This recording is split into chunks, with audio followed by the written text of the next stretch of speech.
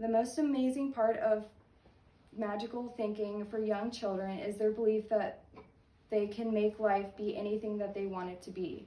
And of course, wishes and dreams help us to make us who we are. This is from the informative subsection for teachers on scholastic.com, written by Susan Miller, Ellen Booth Church, and Carla Poole. I believe that magical thinking could be more natural to children than many people realize. This page explains that how the occurrence of magical thinking manifests in developmental stages from 0 to 7 years.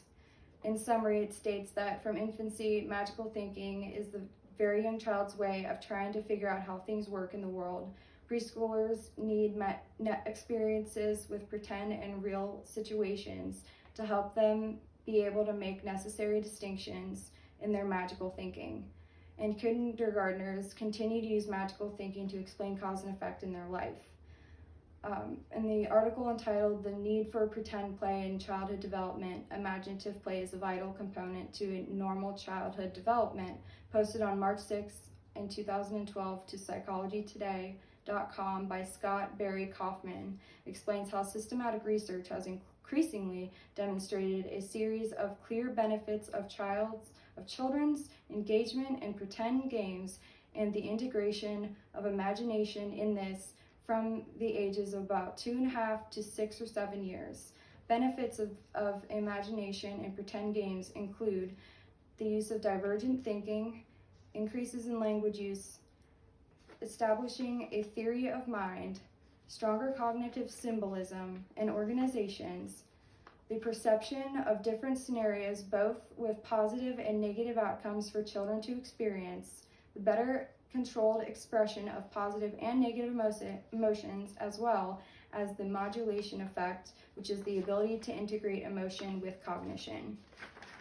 Author Brian Vandenberg for Encyclopedia Britannica posted an article entitled "Meaningful Thinking" on October 9th, 2019, in which he describes magical thinking as the belief that wishes can impose their own order on the material world. He adds to this definition by saying that magical thinking presumes a causal link between one's personal experience and the external physical world.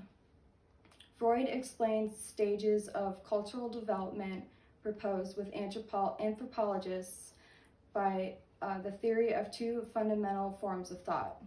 He also goes to explain how the development of the self is mirrored with the development of human cultures, explaining how the development of the individual consists of the id impulses, the magical thoughts of childhood, and the ego constraints via rationality gained in adulthood.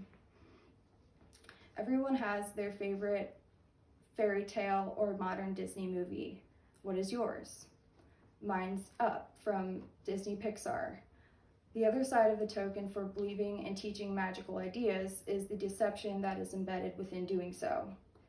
To explain why this is bad, I will reference the song entitled "Sacrifice" by Hear the Dawn. The story of Peter Pan is embedded in this song, where Peter Pan is explained as a magical boy, magical because children can be anything, but they are not anything, and describes how Pan is, approximately speaking, the god of everything. Peter Pan does not sacrifice the plural potentiality of childhood for the actuality of a frame in life, and in doing so becomes the king of lost boys. He does not sacrifice what is meaningful to him, and so nothing in his life matters. I believe that Jung was correct when he said that part of the proper path of development in the last half of life was to rediscover the child that you left behind as you were apprenticing, and then you get to be something and regain your potential after your apprenticeship is over.